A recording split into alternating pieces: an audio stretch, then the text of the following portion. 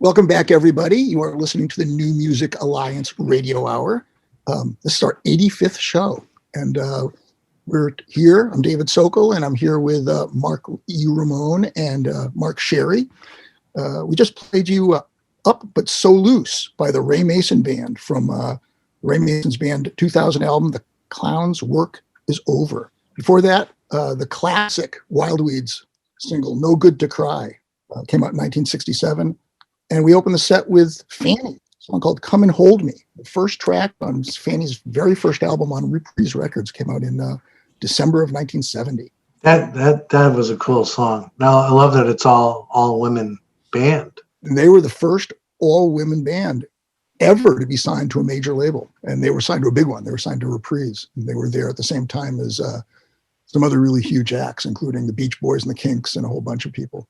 And June Millington, who is a now pretty long time resident of Western Mass, was one of the co-authors of that song with her sister.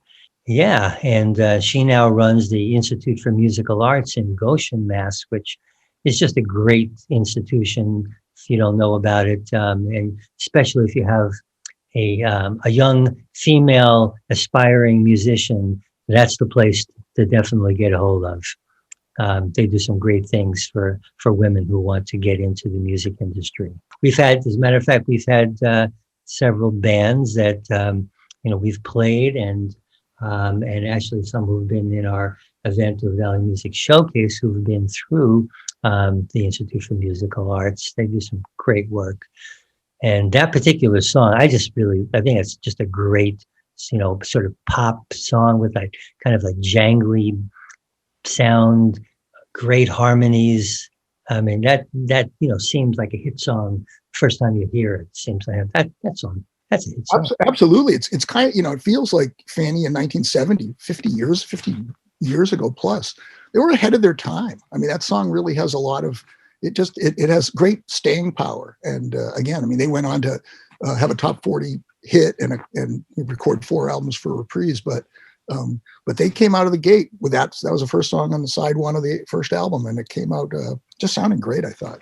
Well, talking about a song with staying power, the next song we played, No Good to Cry by the Wildweeds. Yeah. Hey, that song basically, that's, I think many of our listeners would probably remember that song just like I did the first time I heard it, somewhere from the deep recesses of your past.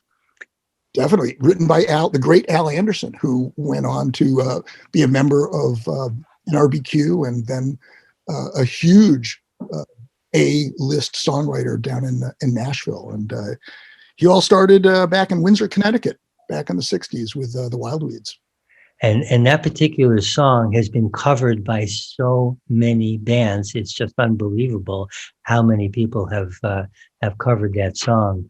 And including the Allman Brothers. It's pretty amazing. I love the backbeat in that song.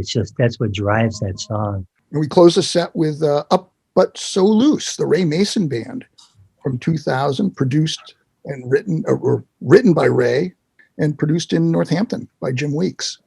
Ray's been around for a long time, doing a lot of shows, but he's still like a teenager with 40 plus years of experience, and he still sounds very young. It's really upbeat. I love that song. Ray is like to me, he's the quintessential, Western Massachusetts musician. He's what to me just epitomizes, what music out here is about, and his dedication to his craft is just amazing.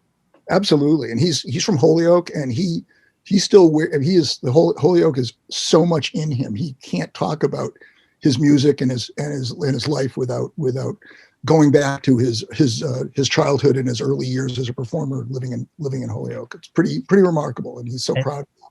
Yeah, and this song has such a great driving beat to it. It's just So our last block, we're going to start out with a tune by Robin Lane, It's Your World.